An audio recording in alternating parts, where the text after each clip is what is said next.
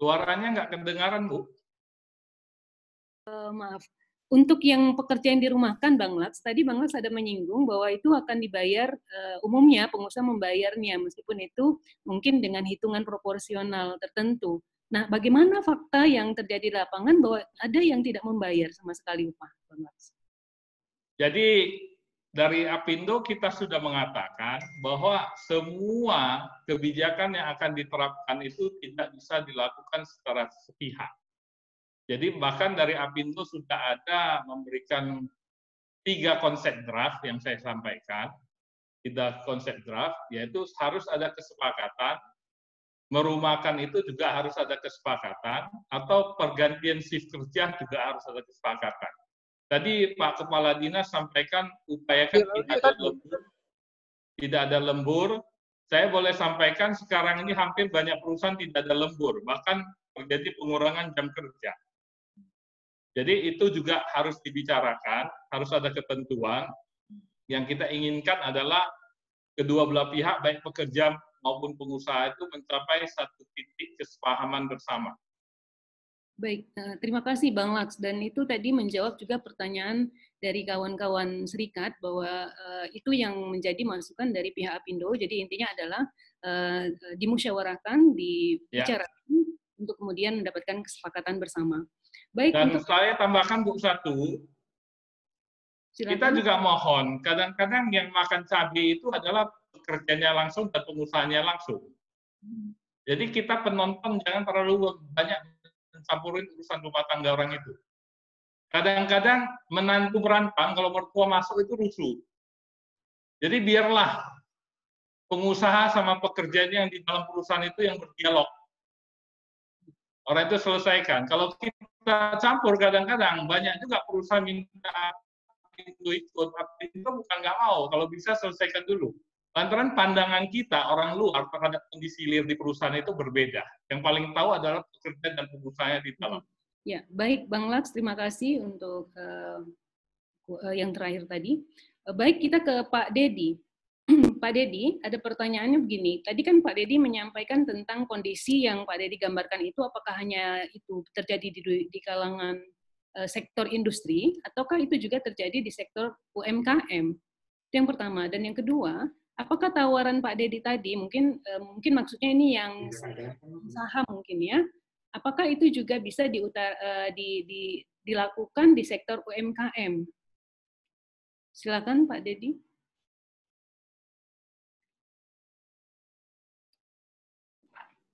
Halo.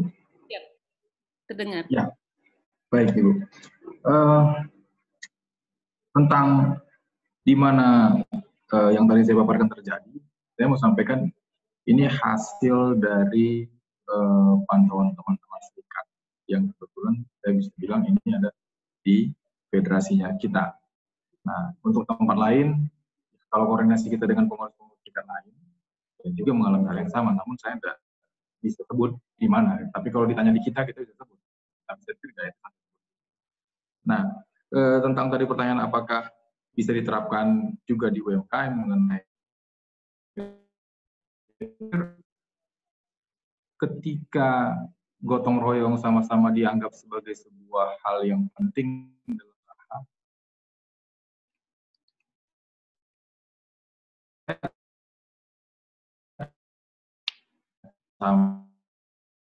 pasti akan berefek sangat positif. Nah, saya hanya mau menekankan begini, mari melihat bahwa ketika buruhnya ikut sebagai pemilik saham, itu suasana pasti akan lebih berbeda. Kenapa? Karena dia juga sebagai pemilik. Dan ketika nanti kebijakan perusahaan itu akhirnya misalkan ada pengurangan upah segala macam,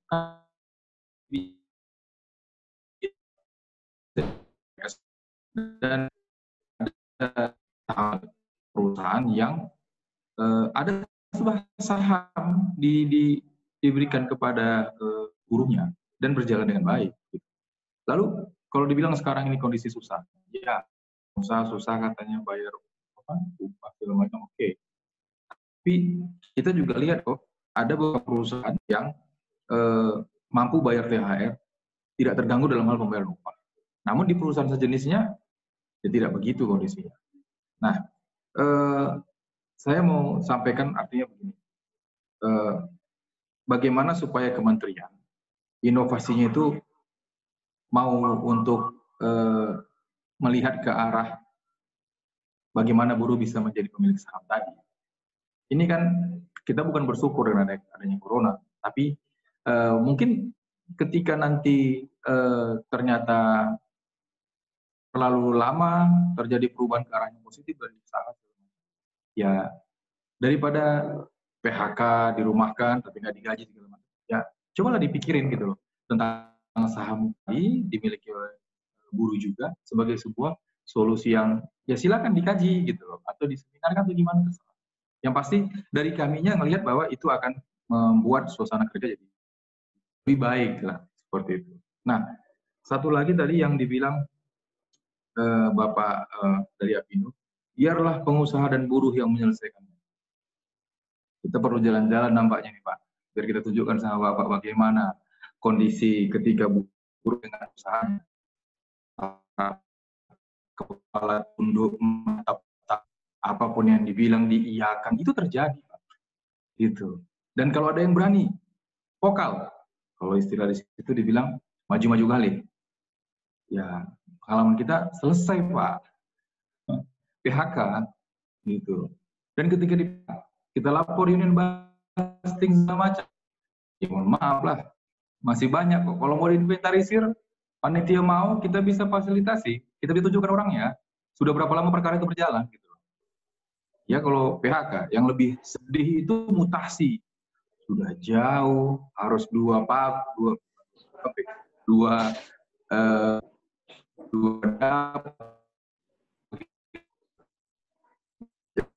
tidak sederhana itu, biarlah pengusaha bersama buruh, enggak, belum sejajar Pak posisinya ketika duduk bersama. Kalau mau duduk kasihlah saham itu Bu sementara. Terima kasih. Iya, mohon maaf mungkin jaringan di tempat ini ya agak terganggu sehingga tadi ada beberapa yang agak tidak tertangkap ininya. Tetapi intinya tadi kami bisa dapatkan bahwa ya untuk pemikiran tentang kepemilikan saham itu mohon bisa nanti dikaji bersama mungkin ya, bersama antara stakeholder yang ada, serikat pekerja, pengusaha, dan juga melibatkan akademisi barangkali nanti. Baik, kita ke Pak Kadis, Pak Haryanto. Tadi ada pertanyaan kepada pihak Bapak ini untuk konsekuensi hukum merumahkan atau PHK terhadap karyawan atau pekerja yang tidak mau dengan kebijakan perusahaan untuk dirumahkan itu. Nah, ini kira-kira seperti apa, Pak? Yang pertama. Yang kedua, Pak, tentang surat edaran dari Kementerian Tenaga Kerja, Menteri Tenaga Kerja. Apakah itu cukup, Pak, jadi landasan bagi Dinas Tenaga Kerja untuk membuat hubungan kerja itu sesuai dengan ada kadang gini, Undang-Undang 30 ada mengatur, tetapi kemudian dipulir dengan edaran ini. Itu kira-kira seperti apa Pak kemudian aplikasinya di lapangan? Terima kasih Bu. Masalah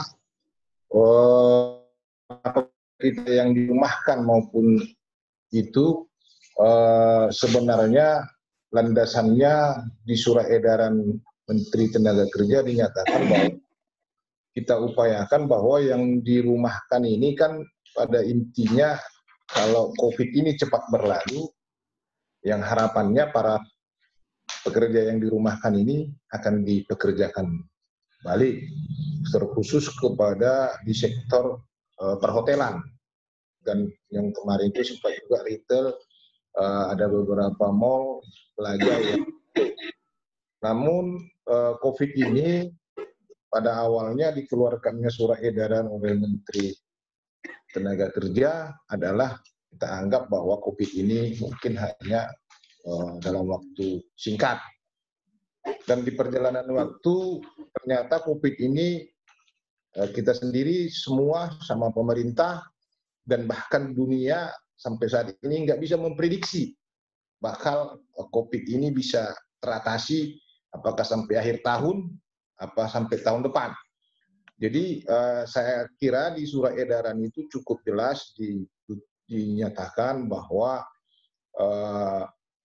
kompromi antara karyawan dengan pihak pengusaha diharapkan dalam hal merumahkan maupun mem-PHK ini dibuatkan semacam kesepakatan solusi dan kepada pihak pengusaha yang memang merumahkan para karyawannya ketika usahanya sudah bisa kembali sedikit bergerak, diharapkan para pekerja yang dirumahkan ini yang terdahulu bisa mereka pakai kembali. Dan kita memang sudah banyak pengaduan ke kita datang, terutama para pekerja yang memang setelah dirumahkan bahkan sampai gajinya tidak ada lagi diberikan. Nah, ini juga memang suatu tantangan bagi kita semua bersama, termasuk kepada para pengusahanya. Kami tekankan bahwa jangan sampai hak-hak daripada pekerja tersebut sama sekali tidak dipenuhi. Tapi sebelum dia merumahkan, mungkin bisa diambil kesepakatan apakah dia akan mempekerjakan balik dalam tenggang berapa lama, atau 2 bulan, 3 bulan, 4 bulan. Tapi memang namanya hidup, ya memang ini juga suatu kesulitan.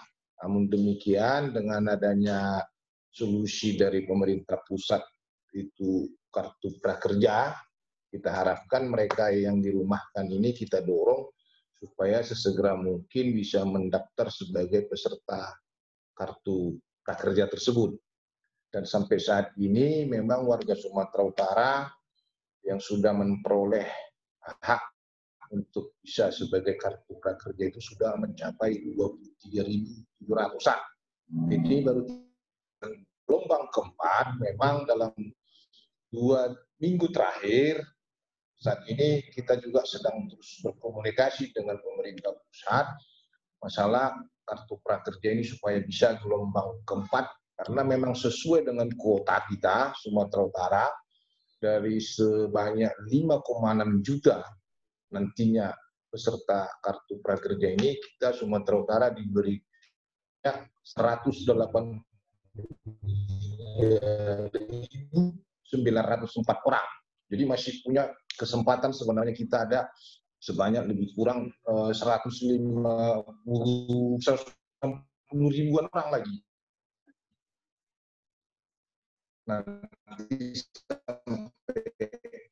Jadi harapan kami orang-orang yang memang dirumahkan ini sedapat mungkin mereka boleh mendaftarkan diri untuk segera memperoleh kartu prakerja yang secara online. Para pesertanya juga mendapatkan uang tunai sebesar 600.000 selama 4 bulan. Harapan kami seperti itulah bagi teman-teman yang memang dirumahkan.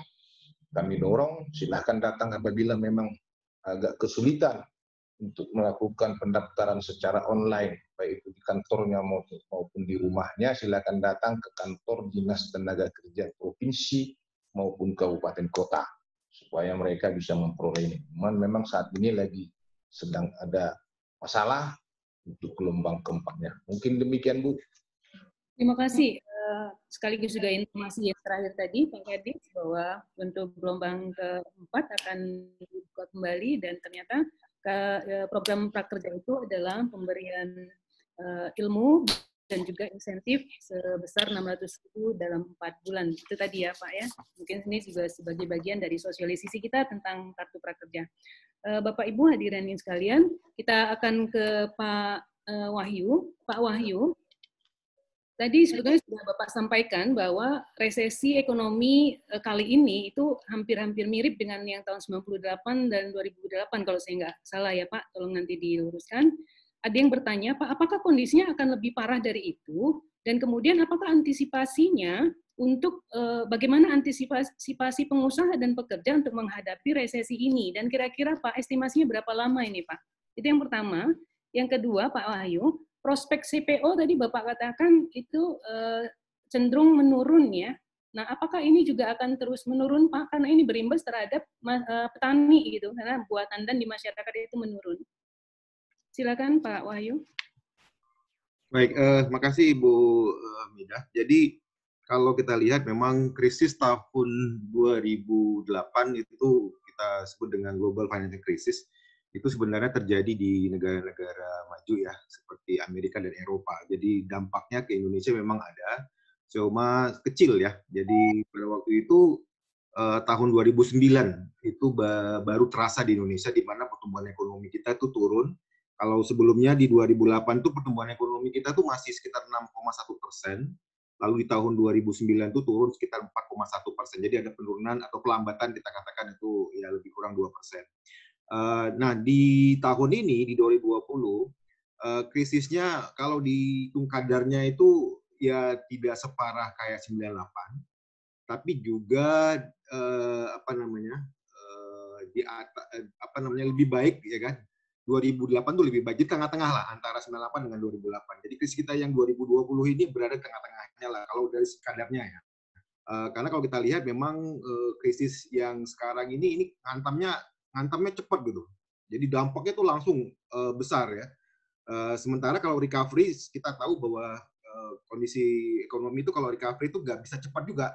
Jadi ini jatuhnya cepat, tapi nanti recovery-nya akan berjalan lambat-lambat. Namun pertumbuhannya itu, recovery-nya itu, pemulihannya itu lebih cepat dibandingkan tahun 98. Dan perbedaannya lagi kalau kita lihat di tahun 98 itu yang hancur itu kan perusahaan-perusahaan besar ya. Sementara di tahun 2020 ini yang hancur itu adalah UMKM. Jadi ini yang kemudian kalau kita lihat sangat berbeda ya. Tetapi yang jelas kalau kita lihat, kalau nanti ini bisa berlangsung tidak begitu lama, ya pemulihan ekonomi kita akan lebih cepat dibandingkan tahun 98 ya. Jadi kalau hitung-hitungan krisis, Bapak dan Ibu, sejumlah kajian sudah menunjukkan hasil bahwa paling cepat itu krisis itu 6 bulan.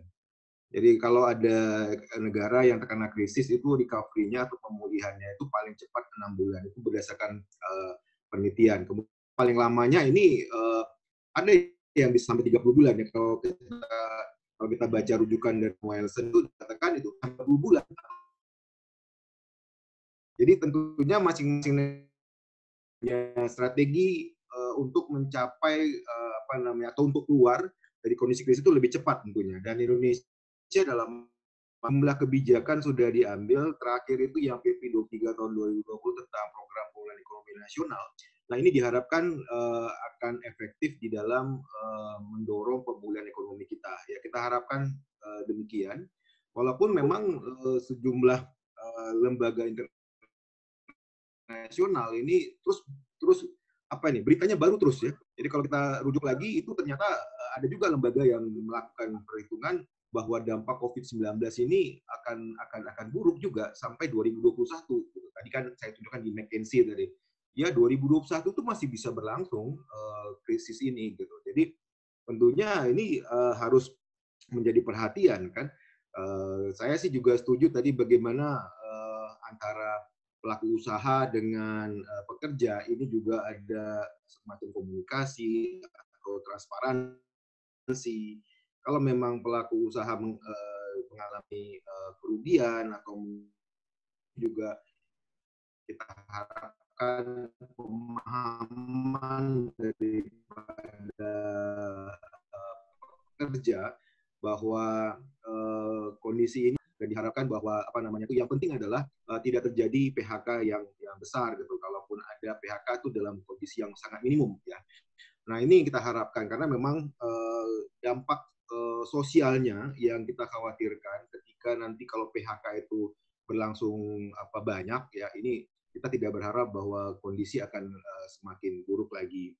Jadi memang kalau dilihat masanya itu sangat relatif dan sampai sekarang belum ada lembaga yang bisa memproyeksikan secara pasti kapan akan berakhirnya krisis ini. Tetapi tadi yang kalau kita merujuk kepada hasil penelitian beberapa ahli di dunia itu krisis itu bisa berlangsung 6-30 bulan ya. Nah, mudah-mudahan kita tidak sampai yang 30 bulan. Oleh karena itu kalau kita lihat juga UMKM terutama nih yang mengalami dampak yang cukup besar dalam COVID-19 ini, ini juga harus berbenah. Ya, tadi kita sudah mendengar pemaparan ya dari Ibu Sekretaris Jenderal Kementerian Tenaga Kerja bahwa sekarang ada pelatihan-pelatihan yang mendorong pelaku usaha untuk lebih inovatif ya. Memang kalau kita lihat terutama untuk UMKM ini sudah tidak bisa lagi, karena kalau kita lihat dampak dari COVID-19 ini, orang semua aktivitas dilakukan di rumah dan dilakukan secara online ya. Kalau kita baca lagi hasil laporannya BPS terakhir itu, ini COVID-19 telah merubah pola hidup masyarakat yang biasanya itu dilakukan secara konvensional, ini sekarang sudah masuk kepada secara digital ya. Jadi semuanya harus digunakan dengan teknologi. Oleh karena itu tentunya harus ada penyesuaian. Jadi kita juga berharap bahwa yang berkepentingan ya, pelaku usaha, kemudian pemerintah, kemudian juga universitas, saya rasa ini juga saling bahu-membahu untuk memberikan pendidikan atau edukasi bagi pelaku UMKM kita untuk bisa berbenah bagaimana mereka sekarang melakukan pemasarannya tidak lagi secara konvensional ya. Pasarnya sungguh luas, sebenarnya potensinya besar ya, walaupun memang tentunya ini sangat terkendala dari keahlian ya. Tentunya kalau kita lihat UMKM kita, apalagi kalau yang didominasi oleh pelaku usaha yang sudah senior ini memang agak sulit ya untuk berubah ya. Tetapi mau tidak mau memang harus berubah. Itulah new normal namanya. Kita anggap bahwa kita memasuki masa kehidupan yang baru, sehingga ini diharapkan akan bisa menolong UMKM kita untuk bisa survive ya. Sebenarnya pandemi COVID-19 ini juga menjadi sebuah peluang ya, terutama kalau kita lihat Bapak dan Ibu bahwa selama ini banyak barang yang kita impor ya dari luar, terutama dari Tiongkok. Jadi dengan adanya pandemi COVID-19 ini kita bisa melakukan substitusi impor sebenarnya. Jadi bisa dilakukan pemilahan-pemilahan mana sih sebenarnya barang-barang yang bisa kita produksi di dalam negeri. Ini sebenarnya sebuah peluang, karena impor itu menjadi agak sulit ya ketika masa pandemi ini ya. Transaksi tadi kalau kita bagaimana mobilitas barang sudah ada beberapa kendala. Nah, ini sebenarnya kesempatan bagi kita untuk melakukan kebijakan substitusi impor. Jadi barang-barang yang bisa kita produksi di dalam negeri, nah ini ada peluangnya, sehingga tentunya ini bisa memenuhi kebutuhan lokal kita ya, karena barang-barang yang selama ini kita impor.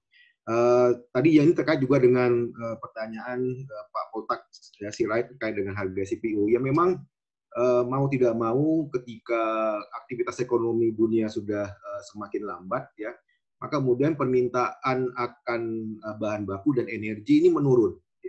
Kita tahu bahwa CPO ini menjadi andalan utama Sumatera Utara ya, karena dia mempunyai kontribusi yang cukup besar bagi ekspor Sumatera Utara.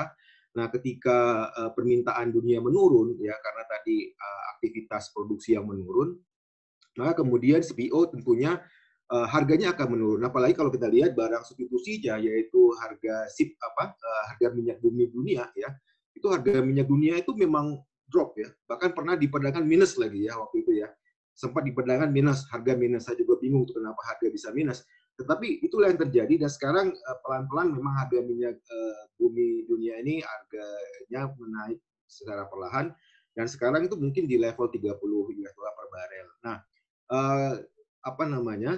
CPO itu sebagai salah satu substitusi daripada energi ya, karena bisa digunakan untuk biodiesel. Nah, tentunya ketika aktivitas ekonomi dunia menurun, pergerakan produksi menurun, maka kemudian permintaan CPO juga pasti menurun. Di mana orang atau pelaku usaha dunia juga lebih mending beli minyak fosil kan daripada CPO. Dan inilah yang kemudian menyebabkan kenapa harga CPO sekarang terus mengalami penurunan. Dan tentunya kalau kita lihat lagi ya, mudah-mudahan ini bisa berjalan dengan efektif, di mana di dalam program pemulihan ekonomi nasional itu pemerintah sudah berkomitmen lagi untuk memproduksi biodiesel 30 ya, B30. Jadi diharapkan dengan peningkatan produksi B30 ini akan meningkatkan permintaan CPO dalam negeri. Ya, jadi kita tidak perlu mengekspor ke luar negeri, tetapi kita cukup memproduksi dalam negeri biodiesel kita. Jadi sehingga kita mengurangi ketergantungan terhadap impor minyak bumi atau solar atau laboratorium dari luar negeri. Karena selama ini impor bahan bakar mineral ini luar biasa nih. Sumatera Utara sendiri impornya itu dari Singapura cukup besar sekali ya untuk BBM kita. Maka dengan adanya B30 ini diharapkan tentunya akan bisa mengurangi impor, kemudian permintaan CPO kita menjadi meningkat untuk tingkat lokal, dan ini tentunya akan bisa menolong petani. Ini menurut saya harus diutamakan, karena kita berharap bahwa perkebunan ini merupakan sektor penopang utama. Kan di Sumatera Utara banyak provinsi di Indonesia itu yang perekonomiannya masih ditopang oleh perkebunan. Jadi kalau ini bisa didorong, maka kemudian kita tidak akan melihat adanya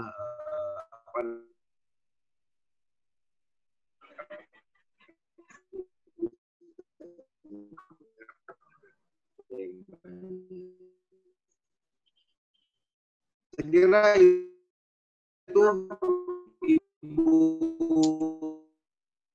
Agus Wida, terima kasih. Bahwa tetap optimis sepertinya Purtasi menjadi produk biodiesel dan semoga ini bisa terlaksana dengan baik.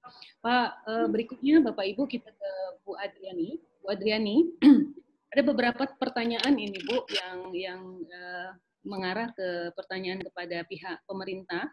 Yang pertama Bu, apakah apa yang akan dilakukan pemerintah terhadap permasalahan yang telah lebih dulu ada sebelum adanya era new normal ini? Itu yang pertama, Bu. Yang kedua, kenapa hanya surat edaran begitu yang dikeluarkan oleh produk hukum yang dikeluarkan oleh pihak kementerian? Kenapa bukan produk hukum yang lain yang mungkin daya ikatnya itu lebih kuat, misalnya untuk memaksanya, daya paksanya gitu, Bu. Itu mungkin itu yang kedua. Kemudian untuk dialog sosial, Bu, apakah kita meniadakan peran negara, Bu? Itu ada 3 yang sampaikan ke Ibu dari beberapa pertanyaan. Yang nomor satu tadi apa Bu? Soalnya lagi di luar tadi. Apa yang akan dilakukan pemerintah terhadap permasalahan yang lebih dulu ada sebelum new normal? Oh ya.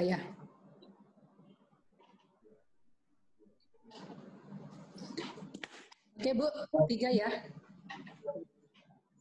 Ya pertama yang terkait dengan apa yang dilakukan pemerintah terkait dengan sebelum adanya new normal, ya tentunya seperti kami sampaikan tadi itu ada beberapa data di situ, tingkat pengangguran, kemudian pendidikan yang relatif masih rendah, kemudian PHK dan lain-lain. Kemudian permintaan dan penawaran tenaga kerja yang belum matching seperti itu ya. Nah tentunya terkait dengan permintaan tenaga kerja dan penawaran tenaga kerja yang kompetensinya atau skillnya tidak sesuai. Nah ini yang merupakan salah satu prioritas pemerintah saat ini. Nah saat ini prioritas nasional adalah peningkatan kualitas SDM. Nah, kami di Kementerian Ketenagakerjaan tentunya akan menyelesaikan program-programnya. Nah, di Kementerian Ketenagakerjaan itu salah satu program prioritas kita adalah pelatihan kerja. Nah, pelatihan kerja ini kita sesuaikan dengan kebutuhan masyarakat. Ada untuk skilling. Nah, skilling ini akan kita berikan pelatihan bagi mereka yang memang belum punya keahlian keterampilan. Ada reskilling ini kita berikan pelatihan bagi mereka yang sudah punya keahlian tetapi mau beralih ke keahlian keterampilan yang lain. Kita reskilling. Kemudian ada juga ya upskilling. Jadi sudah punya keahlian keterampilan tetapi levelnya itu masih lebih rendah daripada kebutuhan pasar. Sehingga kita harus tingkatkan keahlian keterampilannya atau kompetensinya. Nah ini untuk program-program pelatihan untuk menyesuaikan kebutuhan pasar kerja dengan keahlian keterampilan yang dimiliki oleh tenaga kerja kita. Nah kemudian tadi juga itu yang mismatch ya antara kebutuhan dan supply dan demand-nya. Kemudian jumlah pencari kerja yang begitu banyak, tingkat pengangguran relatif tinggi. Nah ini tentunya Bapak Ibu harus merupakan kebijakan nasional. Karena untuk menyerap tenaga kerja itu perlu lapangan kerja yang banyak. Perlu penciptaan lapangan kerja atau perluasan kesempatan kerja. Perluasan kesempatan kerja ini bisa dilakukan dengan cara usaha-usaha yang sudah ada ini mengembangkan usahanya, mengekspansi, atau ada usaha baru. Dalam arti yang sudah berinvestasi itu dia kembangkan lagi investasinya. Yang belum berusaha bisa melakukan investasi baru atau penciptaan lapangan kerja baru melalui pembukaan usaha baru. Nah, usaha-usaha ini kita harus usaha menengah, bisa juga melalui wirausaha. Jadi program di bidang teknis, nah ini perlu juga pembinaan aspek kewirausahaannya supaya yang tidak terserap dalam lapangan kerja yang ada, dia bisa membuka usaha sendiri. Misalnya sudah kita latih untuk jahit, latih tata boga, tata busana. Nah, kita harapkan kalau tidak terserap dalam lapangan kerja yang ada, mereka bisa membuka ya bengkel misalnya, atau buka catering kecil-kecilan dulu sambil dia berkembang menjadi besar. Nah, seperti itu beberapa kebijakan yang memang harus dilaksanakan secara komprehensif. Tidak bisa satu kementerian saja. Jadi termasuk tentunya program-program itu tadi, bagaimana supaya perusahaan yang sudah ada, usaha-usaha yang ada ini jangan lagi semakin terpuruk, sehingga perlu kebijakan-kebijakan dari sektor lain, misalnya kebijakan fiskal dan moneter tadi, supaya yang sudah ada bisa berkembang dengan baik. Nah, itu untuk yang sudah ada sebelum COVID. Nah, dengan adanya itu juga bisa menjawab tadi dengan tadi ada masalah juga yang saya sampaikan itu sebelum ada COVID memang itu sudah ada PHK juga. Jadi sebelum ada COVID ya sudah terjadi PHK. Tadi datanya sudah kami tampilkan. Nah, terkait dengan pemutusan hubungan kerja, kalau terjadi di perusahaan, ya kita harapkan kalau bisa yang bekerja. Tapi kalau terjadi PHK dan itu memang ada yang terjadi, tentunya perlu ada program-program dan kebijakan juga dalam hal ini. Yang pertama tentunya bagaimana mereka yang ter-PHK ini hak-haknya terpenuhi, itu dulu nomor satu, hak-haknya terpenuhi. Dan kalau mereka ter-PHK ini merupakan salah satu prioritas utama kita di dalam program-program pelatihan tadi. Jadi selama ini kami minta bantuan Bapak Ibu Kepala Dinas, misalnya yang menangani ketenagakerjaan baik di provinsi maupun kabupaten kota, itu mendata pekerja-pekerja yang mengalami PHK supaya menjadi prioritas dalam program-program pelatihan, supaya intinya ya bisa berwirausaha atau bisa mengisi lowongan-lowongan kerja yang mungkin sudah berbeda dengan kompetensinya atau keahlian keterampilannya yang sudah ada selama ini. Nah, seperti itu. Nah, kemudian kenapa surat edaran yang dikeluarkan bukan aturan baru? Nah, kita juga harus melihat Bapak Ibu di dalam menyikapi berbagai dinamika di lapangan, dalam hal tertentu kita membuat regulasi atau merubah regulasi atau merevisi. Dalam hal tertentu kita mengeluarkan impres, instruksi presiden. Dalam hal tertentu yang kita keluarkan adalah himbauan, surat edaran, dan lain-lain. Nah, ini kita tentunya di dalam mengeluarkan berbagai kebijakan, itu harus melihat bagaimana kondisinya, sesuai kondisinya. Nah, menyikapi COVID ini ada yang kita respon dengan mengeluarkan surat edaran, ada juga kita lakukan melalui dialog-dialog sosial, melalui komunikasi-komunikasi dan lain-lain, dan ada juga yang kita respon dengan regulasi. Misalnya dengan COVID ini banyak perusahaan-perusahaan atau pekerja di perusahaan yang mestinya karena terdampak COVID, ya sebaiknya taruhlah dia dirumahkan. Dirumahkan, tidak bekerja di perusahaan, tidak bekerja sama sekali. Tidak dapat upah misalnya, akhirnya tidak ada iuran jaminan sosialnya, tidak membayar iuran misalnya gitu ya. Nah, di sisi lain, ya pekerja ini kan tetap harus dilindungi mestinya, apalagi ada COVID kan mestinya tetap dilindungi. Nah, sehingga dalam hal-hal seperti ini tidak bisa disikapi hanya dengan surat edaran. Karena aturannya tidak bisa dilakukan hanya dengan surat edaran, harus menyesuaikan regulasi. Sehingga untuk bagaimana tetap pekerja ini dilindungi melalui program jaminan sosial misalnya, meskipun tidak membayar iuran karena tidak upahnya sudah tidak ada boleh gitu kan. Nah, ini sekarang ini kita sedang membahas bagaimana melakukan relaksasi iuran jaminan sosial. Nah, untuk relaksasi iuran jaminan sosial ini tidak bisa hanya dengan surat edaran. harus merubah peraturan, harus dibuat peraturan pemerintah. Jadi seperti itu Bapak Ibu menyikapi apa yang terjadi di lapangan. Tidak bisa kita samaratakan bahwa semua perubahan-perubahan atau masalah di lapangan atau ada tantangan harus merubah peraturan. Kadang kita perlu merubah peraturan, kadang kita perlu mengeluarkan surat edaran, kadang-kadang juga yang dikeluarkan adalah impres. Kadang-kadang juga kita kumpulkan berdialog-dialog saja, bagaimana solusinya. Nah seperti itu Bapak Ibu. Jadi kita lihat tergantung kondisi yang dihadapi.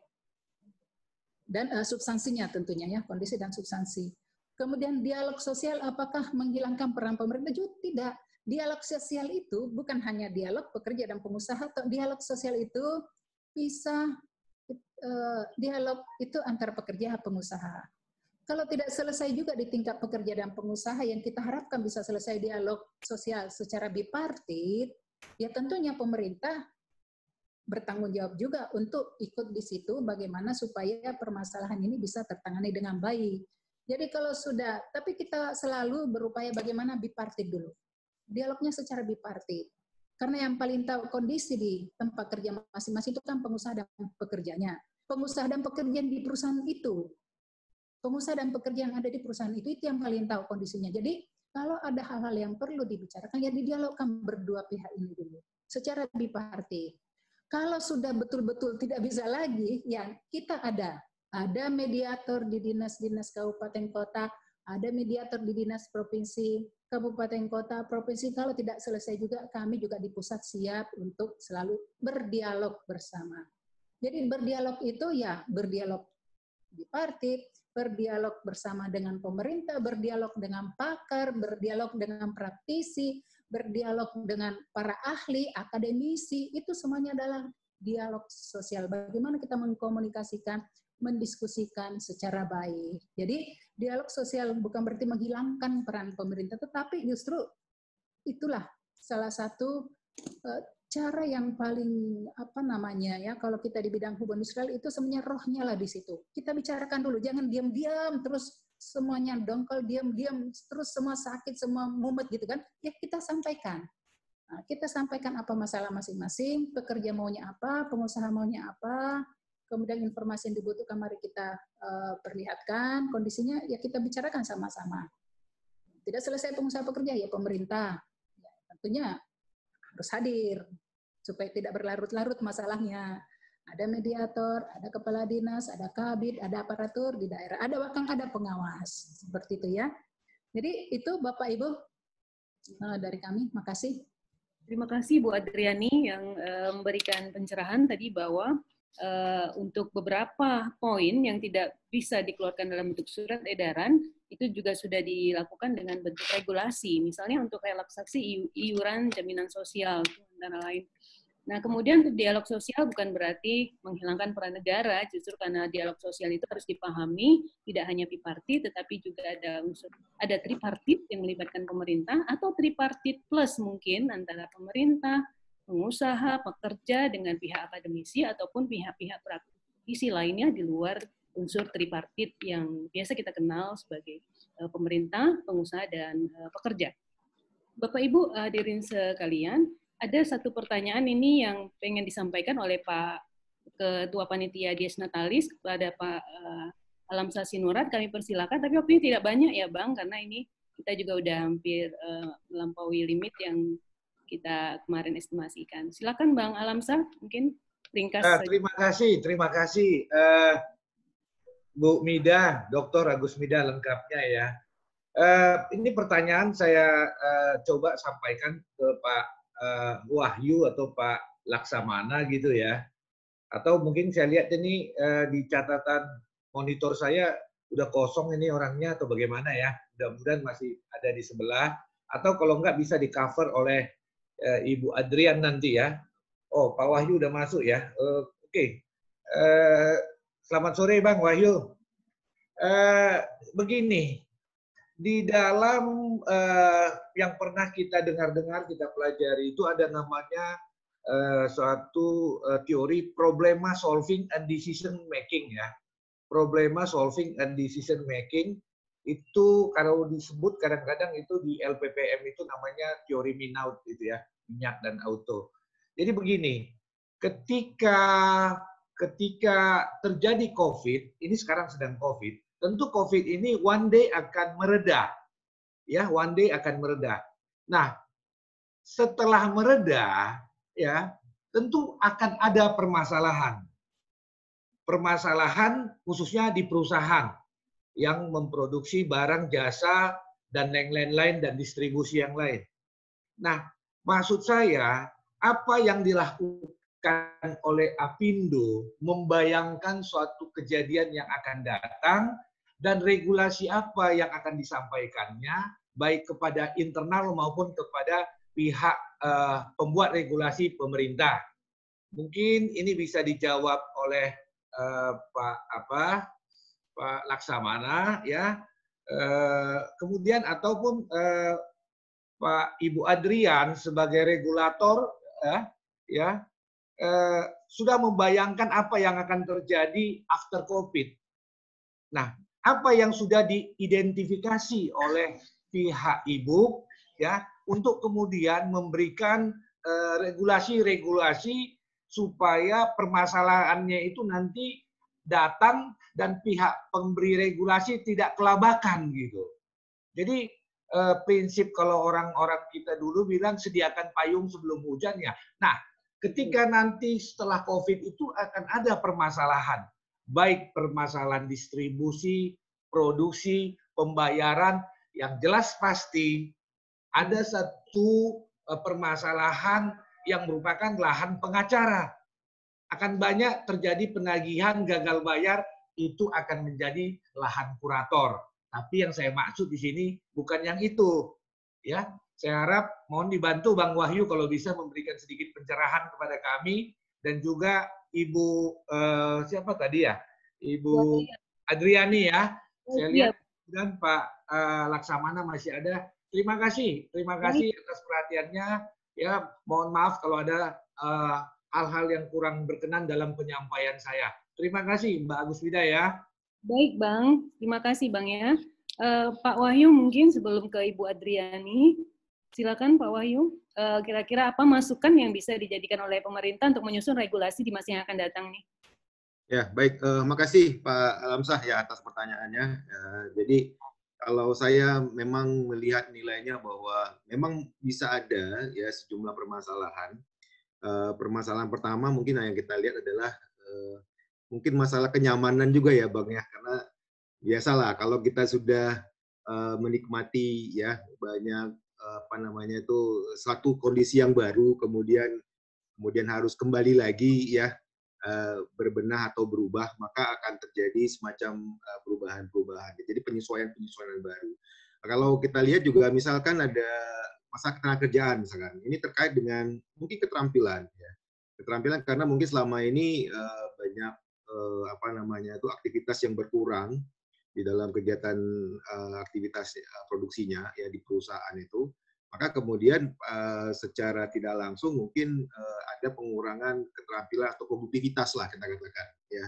Jadi ini juga menjadi sebuah ancaman. Makanya tadi saya katakan bahwa ketika COVID-19 ini berakhir, ekonomi tidak akan sontak langsung melejit ya. Saya tidak yakin bahwa seperti proyeksi beberapa negara, lembaga dunia maupun pemerintah yang mengatakan bahwa ekonomi kita akan langsung melonjak sampai 8%. Menurut saya itu agak sulit ya, karena biasa kalau misalkan selama ini kegiatannya lambat atau mungkin aktivitas tidak berjalan, kemudian ketika sudah tidak ada lagi ancaman COVID-19 ini karena vaksin sudah ditemukan dan sebagainya, ini pasti akan ada penyusunan yang lambat ya, yang berjalan secara perlahan-lahan. Jadi ini yang kemungkinan akan bisa terjadi ya. Yang berikutnya adalah ini masalah kesehatan perbankan ini, Bang Alamsah. Jadi kalau saya melihatnya bahwa ketika COVID-19 ini kan banyak sekali pelaku usaha yang mengajukan restrukturisasi ya, meminta relaksasi terhadap beban-beban yang diberikan kepada pelaku usaha, terutama untuk UMKM. Nah ini saya khawatirnya nanti kalau sudah COVID-19 ini berakhir, ini juga kondisi ini masih berlanjut ya, di mana ya benar-benar tidak terjadi, tetapi menurut saya mungkin akan ada penyesuaian juga di mana pelaku UMKM ini akan terus berdalih bahwa usaha dia masih belum pulih seutuhnya, sehingga kemudian tetap meminta dukungan pemerintah ya.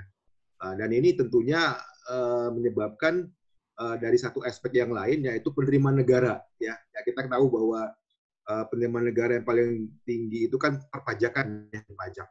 Nah, ini negara juga akan punya permasalahan di bidang penerimaan ini, di aspek penerimaan. Nah, ketika negara ekonomi COVID-19 itu telah tidak ada, nah ini juga penerimaan negara menjadi sebuah tantangan.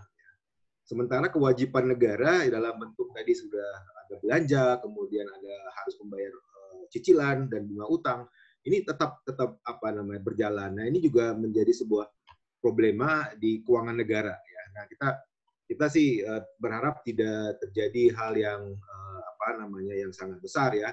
Tetapi ini bisa berpotensi masih bisa terjadi. Kemudian yang tiga adalah terkait dengan masalah, tadi sudah Abang sampaikan juga, ini terkait dengan masalah produksi ya.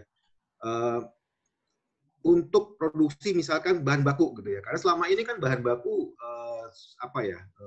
katakanlah permintaannya turun gitu. Tiba-tiba ketika terjadi lonjakan permintaan bahan baku ini, suppliernya bahan baku juga tidak siap sebenarnya ya kan, karena misalkan untuk produk pertanian sebagai bahan bakunya. Nah, ini kan berarti ketika ada permintaan yang melonjak, ini kemudian produksinya tidak akan bisa mampu untuk melayani permintaan dari sektor industri pengolahan misalkan. Nah, ini juga menjadi tantangan.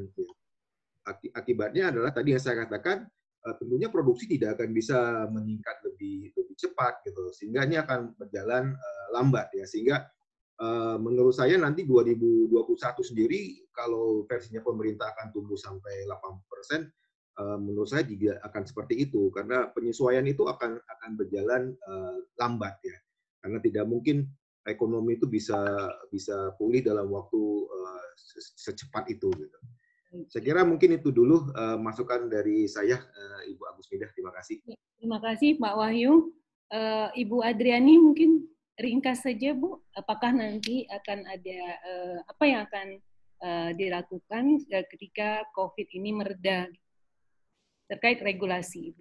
Ya, terima kasih. Nah, tadi saya sudah sampaikan, jadi ada beberapa strategi. Tadi 5 strategi kami sampaikan di bidang ketenagakerjaan untuk pemulihan sektor ketenagakerjaan. Ya, tentunya ya mulai sejak pandemi ini sampai setelah pandemi nanti.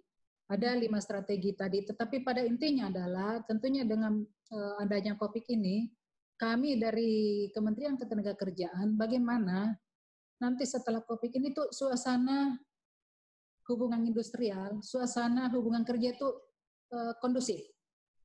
Karena kalau hubungan industrial tidak kondusif, terjadi perselisihan dan segala macam, nah ini akan berdampak pada iklim investasi atau iklim usaha yang menjadi tidak nyaman. Nah kalau iklim usaha kurang bagus, iklim investasi kurang bagus, nah ini dunia usaha juga susah untuk berkembang, susah untuk berinvestasi lagi atau mengembangkan usahanya lagi. Nah dalam hal ini tentunya kita dari kami yang mengenangani ketenagakerjaan betul-betul menginventarisir hal-hal yang bisa membuat adanya suasana yang kurang kondusif. Seperti tadi kita sudah lihat, banyak pekerjaan dirumahkan, banyak pekerjaan ter-PHK. Ini kita harus, terutama yang ter-PHK ini tentunya harus kami perhatikan betul supaya hak-hak yang ter-PHK ini betul-betul terpenuhi sesuai aturan. Supaya ya pekerjaan ter-PHK juga ya kalau sudah ter-PHK tentunya ya kalau hak-haknya terpenuhi ini tidak bertambah menjadi masalah baru, tetapi kalau ada hak yang tidak terpenuhi ini akan memperpanjang permasalahan juga di tempat kerja.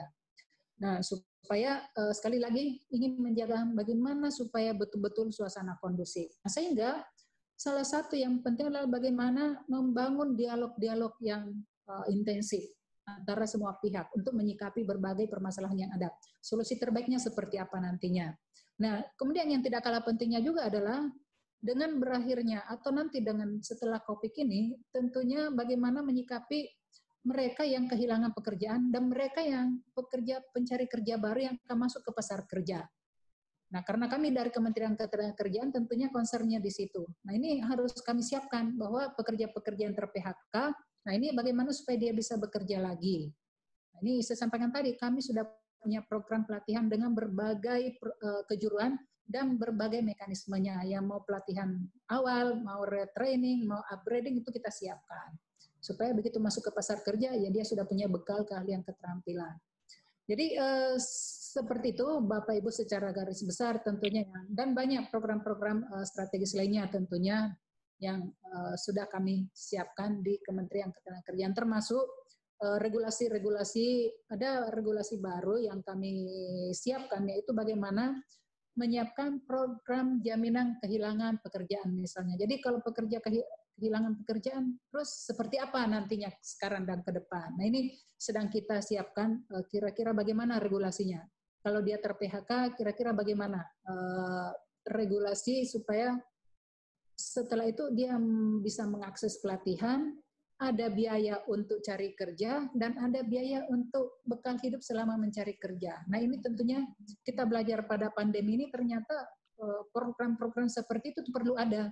Jadi kalau ada terjadi sesuatu, ada programnya yang sudah bisa melindungi pekerja buruh ini. Nah, ini tentunya perlu dibuatkan regulasi baru, hal-hal seperti itu. Karena di Indonesia itu belum ada programnya. Jadi seperti itu Bapak Ibu ya. Terima kasih Ibu Adriani, Bapak Ibu sekalian. Kita sudah sampai pada penghujung acara, dan untuk tema kita, kelangsungan usaha dan kelangsungan hubungan kerja, ternyata itu tidak bisa berjalan sendiri hanya dari keinginan pihak pelaku usaha, tetapi juga harus bersinergi baik dengan pekerja, serikat pekerja, dan juga dengan pemerintah.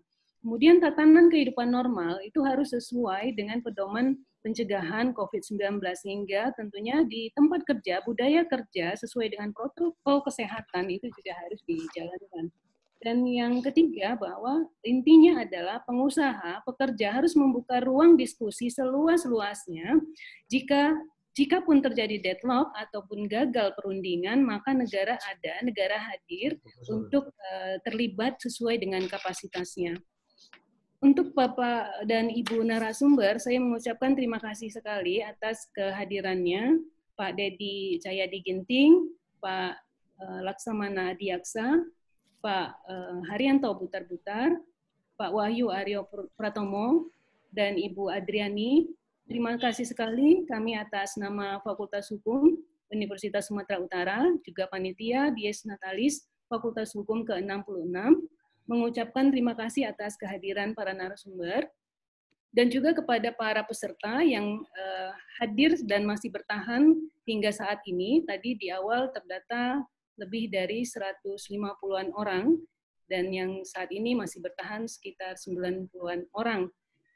Terima kasih sekali lagi, dan untuk menutup acara saya serahkan kepada Pak Boy Laksamana. Mohon maaf atas segala kesalahan dan kesilapan saya. Assalamualaikum warahmatullahi wabarakatuh. Terima kasih Bu Agus, kami mohon diri dulu ya. Sukses untuk kita semua. Ya, Bang.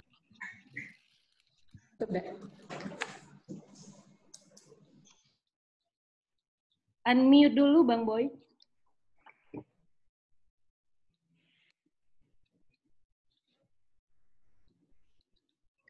Pak Boy, unmute. Baik, terima kasih kepada Ibu Moderator, Ibu Dr. Agus Mida. Baiklah Bapak Ibu yang kami hormati, demikian tadi rangkaian acara webinar kelangsungan usaha dan hubungan kerja di era new normal. Dengan demikian usailah sudah kegiatan webinar kita pada hari ini. Marilah kita tutup dengan melafazkan hamdalah. Walhamdulillah Rabbil Alamin. Salam sejahtera bagi kita semua. Saya tutup dengan billahi taufik wal hidayah. Wassalamualaikum warahmatullahi wabarakatuh.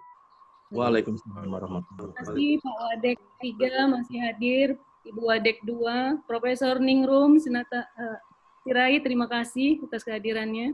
Bapak Ibu sekalian, terima kasih. Terima kasih Bu Mida. Terima kasih Bu. Pak Boy. Terima kasih Bu. Nah, terima kasih. Agus Mida, halo. Selamat malam, terima kasih. Saya N ya Bu, saya N meetingnya ya. Boleh tadi. Terima kasih. Terima kasih semuanya. Timur juga hadir, dari Flores hadir, dari Padang, Andalas, dan lain-lain. Ya. Baik, oke.